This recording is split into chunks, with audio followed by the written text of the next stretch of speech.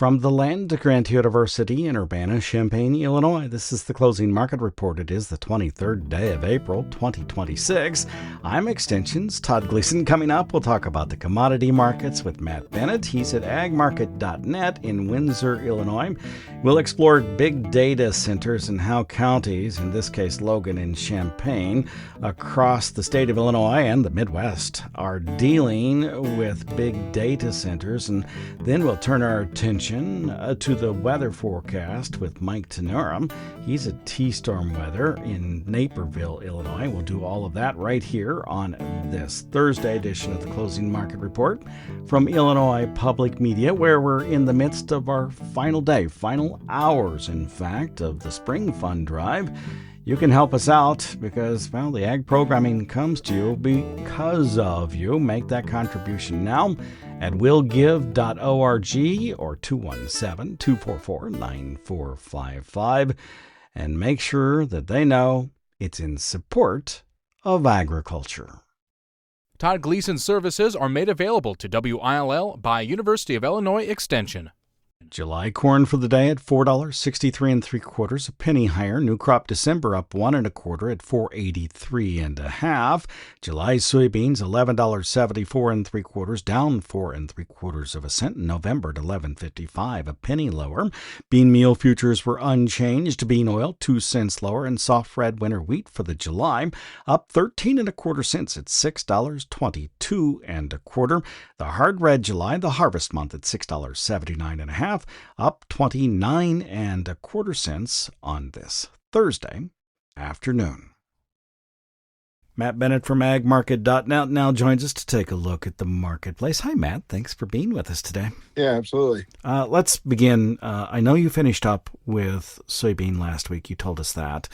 How far along are you on corn, and are you moving? Because it appears to me there's a lot north of us sometimes that isn't actually in the field, and there was quite a bit of rain. Yeah, I mean, last week we had 7/10 at home and then another close to an inch on the weekend.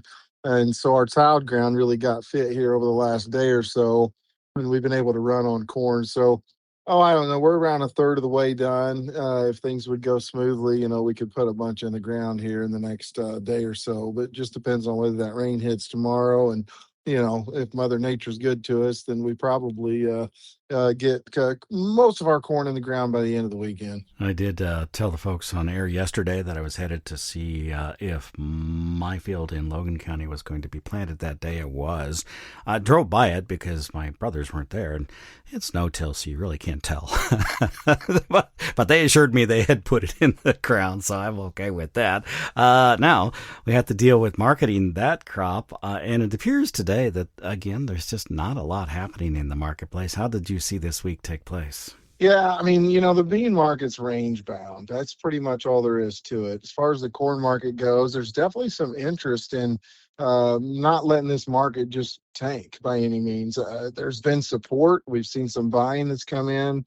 It's not held every day, but then again, we haven't moved lower and followed soybeans. So from a corn perspective, I've got to think some of the weather issues we're seeing, and some of the planters that we're seeing sit is lending some support. No questions asked. We're looking at energy every day. It's a big topic, but at the same time, I think that standalone, corn has a great demand story. There is some weather concerns out of Brazil, but if this Argentine crop's as big as what they think it is, I still think world fundamentals will be. I wouldn't say that they're going to be burdensome by any means, even though demand's an all-time record. So a lot of different things to think about. Of course, the war is something that we continue to have to tread lightly around. But at the same time, these markets really are in great shape compared to where we're at, for instance, a year ago. So we don't want to lose sight of that. And you mentioned the word tank because that is the concern at this point, that as we get deeper into the planting season, the futures will roll over. How concerning is that for you at this time? Well, I mean, it's certainly a concern, but I would want to point out, we've had a lot of opportunities to sell at better levels than what we saw a year ago. So, locking in some worst case scenarios, we've had all kinds of opportunities to do so, and we still do, quite frankly. Central Illinois grower that has an average APH definitely can make good money on beans here, on corn. Obviously, a lot of that depends on when your fertilizer was bought, but the vast majority of growers, I think, with average to above average yields, definitely can make money on corn as well. So I at least want to lock in some worst case scenarios to avoid if this thing falls out of bed, sitting here wondering why we didn't do something. With the war in Iran on a pause, not finished, a ceasefire in place, just continuing, how much concern is it building in the farm population related to fall anhydrous prices or nitrogen and next year's profitability? That's where the biggest concern for me lies. I'm concerned that, even if energy prices would moderate, that it's really going to be tough on fertilizer, just with the way that we've disrupted world flows. We've taken out some natural gas facilities. There's just going to be some problems trying to source nitrogen at the price levels that we want to see. So, I'm concerned. These 27 corn's been kind of banging around not too far from $5.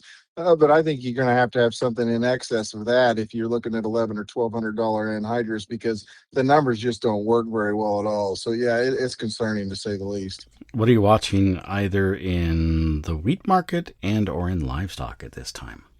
I would have thought wheat would have had a better week after the kind of crop ratings that we've seen. No question about it. As far as world wheat goes, we got to understand U.S. doesn't grow a large crop compared to some other places in the world, but it's still certainly something that's traded on the cattle front. With Secretary Rollins saying she's not going to have a meeting later this week, I've got to think that gives people a reason to believe that border is a long ways from opening. I mean, it was screwworm, 60, 80 miles away from the border. It's still a very stressful situation here, and I don't think they're going to be in any hurry to open it. And finally, we are in the final hours of our fund drive for the afternoon. Thank you for being on air with us for such a long time now. We appreciate that. And we appreciate the fact that producers call in and they make those contributions at 217-244-9455 or at willgive.org. And well, that because of you, Matt, we have programs on Thursday afternoon that people really love to listen to. Thank you. Oh, absolutely. I appreciate being on. I always enjoyed it. That's Matt Bennett. He is with agmarket.net. Joined us here on the Closing Market Report. And it is because of him, because of you, that the ag programming is here at Illinois Public Media. We do need your financial support, so make that contribution right now at 217-244-9455 or willgive.org.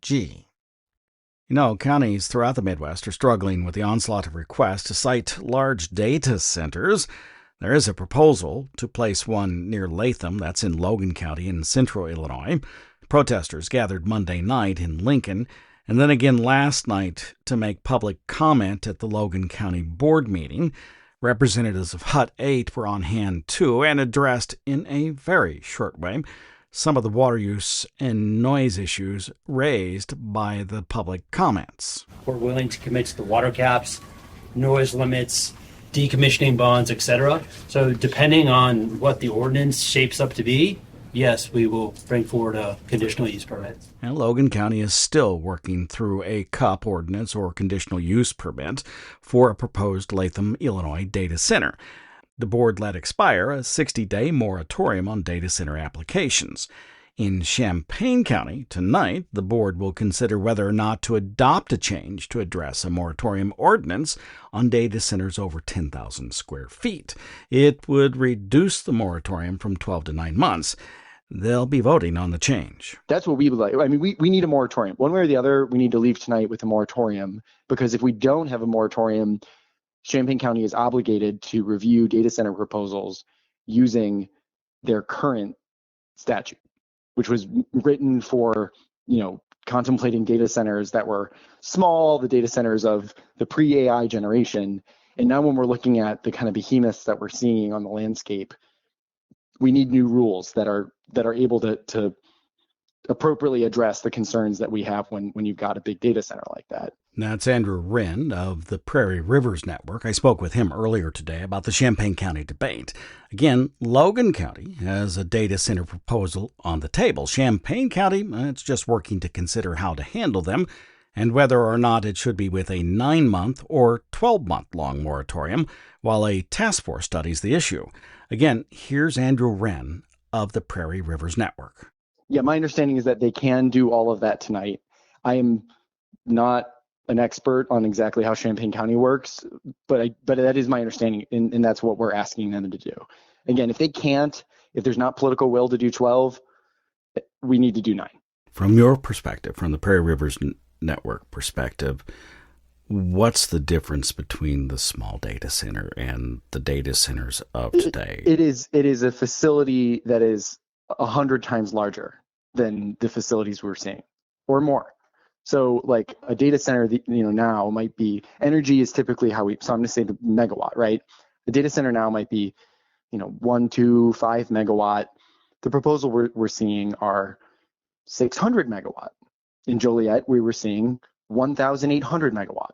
So the scale is increased 100 times. It's in some ways a totally different facility. When you're talking about that much energy, you're also talking about that much land use.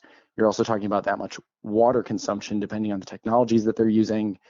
And it just brings up questions that aren't relevant when it's such a smaller facility, right? Like we could have 100 of the smaller data centers be proposed and built to equal 1 of what these new things are, right? Does that the scale is just so different that it's a totally the appropriate time to go back, look at the rules, and say, okay, what do we need to do here when this is the reality of what's coming? So your point, the Prairie Rivers Network point, is not that you oppose the data center. Maybe you can correct me on that, but that it is that you want the impact to be thought through before allowing them to go forward. Yeah, I mean, we're not talking about a specific data center proposal, so I won't say whether I support or, like broadly speaking, we're talking about rules. There's not something we're looking at. And obviously, if there was something we were looking at specifically, we would have to answer that about the specific data center. I do think that we need to make sure that if these things are going to be built, they're built appropriately, and they have, all of the impacts that we could see on people are addressed. And there's some stuff that can be done at the county level that really critically does need to be done, things like setbacks and noise. And then there's other things that we think need to be done at the state level with the Power Act to address things like our grid. What are these going to do to our energy prices? And those sort of questions are much broader in geographic scope than a county. And so we need to have state level answers too. So if we had all these protections in place, maybe we could consider a data center and say, okay, well, here's all the rules they're going to have to follow. We can be more confident that there won't be impact on people or on our water resources or on our energy bills. So, I don't think we have an official position on data centers broadly, but we do need to make sure that we've got the right rules in place before we go and, venture into this new world of hyperscale data centers. The Champaign County Board will meet at 6:30 tonight in the Urbana-Illinois Brookins Administrative Center. The Power Act, by the way, is a bill Illinois lawmakers are considering in Springfield. It would regulate large data centers, addressing concerns about price increases, electricity shortages, and environmental impacts. You're listening to the Closing Market Report from Illinois Public Media on this Thursday afternoon. It is public radio for the farming world. Our theme music is written, performed, produced, and courtesy of Logan County, Illinois farmer Tim Gleason. Now, we're in the final day, the final hours, in fact, of our spring fund drive. We come to you just a few days out of the year, 4 here in the springtime, asking for your support, your financial support for the agricultural programming, in this case, for the station as well. And I'd like you to dial in right now with a contribution, say at 217-244-9455, 217-BIG-WILL, or online at willgive.org in the order of $120, $240, $320, $640, whatever gift, frankly, you'd like to make for the programming that comes to you that talks about agriculture and agricultural issues, the commodity markets and the weather each and every day across the whole of the planet, and how that global network is all intertwined, including with the Iran war, the Ukraine war, all kinds of things happening in Europe and South America. If this makes a difference to the way you market your crop or to the way that you understand agriculture, and boy, I hope it does, then make a contribution today. Please do. Again, 217-244-9455 or willgive.org. And thank you. It is because of you that the agricultural programming is here.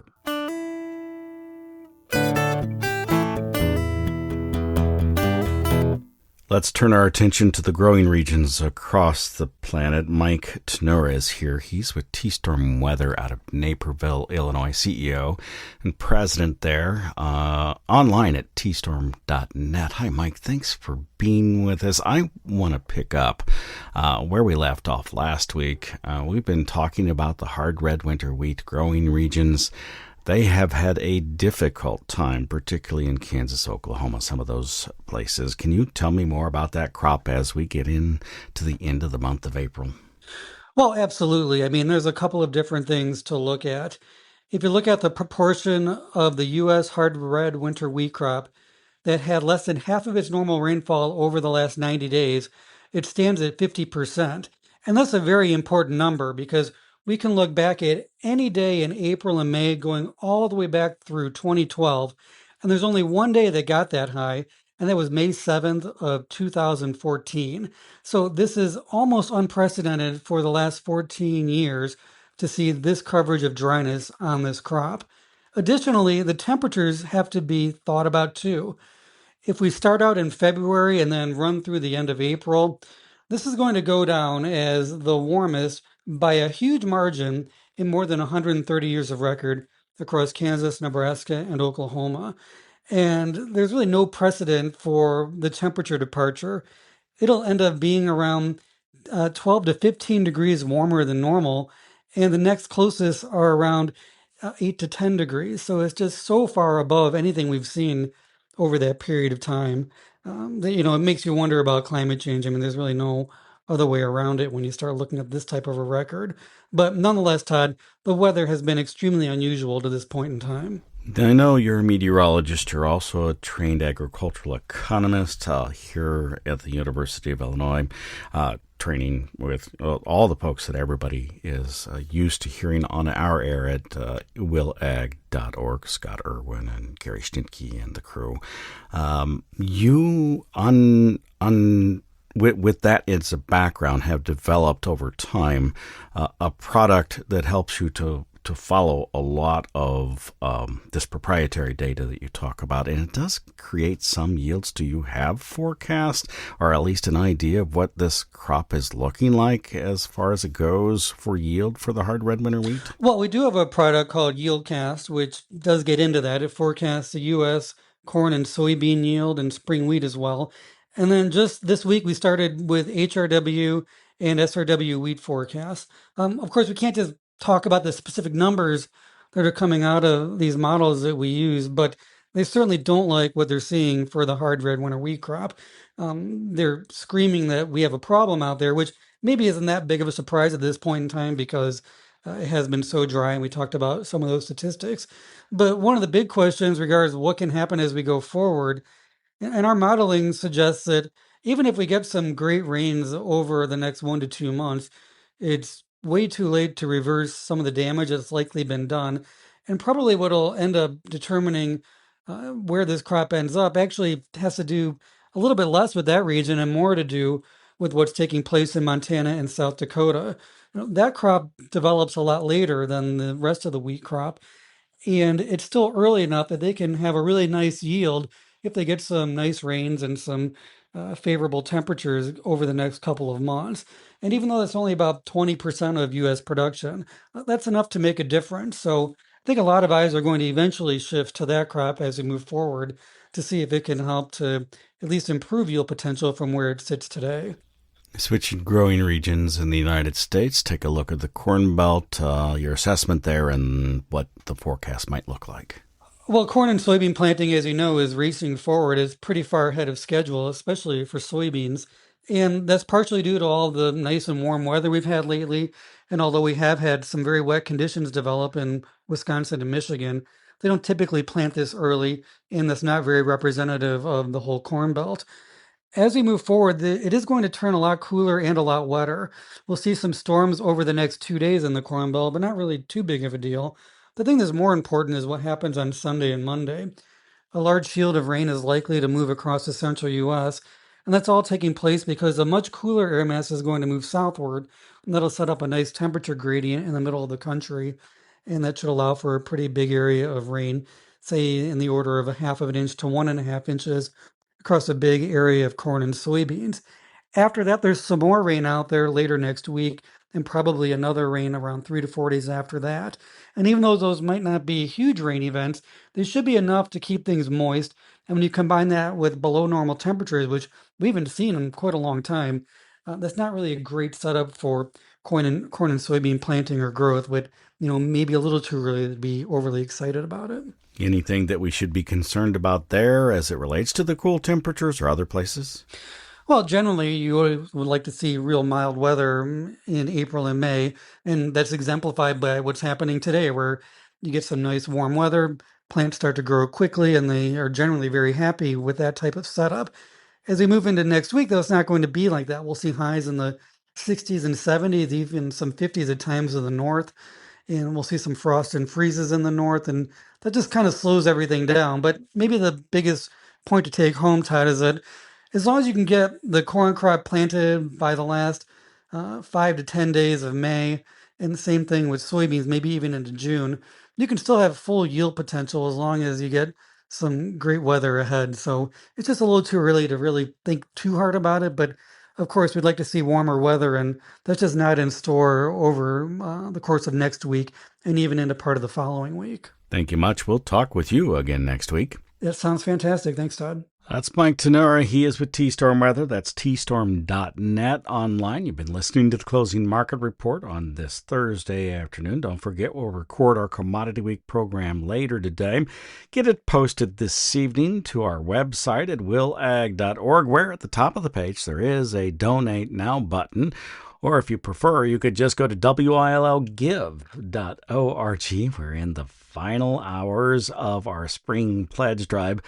Don't worry if it's, later on Thursday or Friday, Saturday, when you're listening to this program, maybe on the podcast, you can still make that donation. I like the $120 or better level. $40 is fine. $320 is great. $640 is even better. Whatever gift you make makes a difference for us here at the station, and we thank you so very much. You have a good afternoon, and by the way, if you're traveling in those rural areas, be sure to look out for the tractors and the planters. They move slow. It's easy to come up on them from the backside really fast, and they're looking out for you. You look out for them too. I'm Extension's Todd Gleason.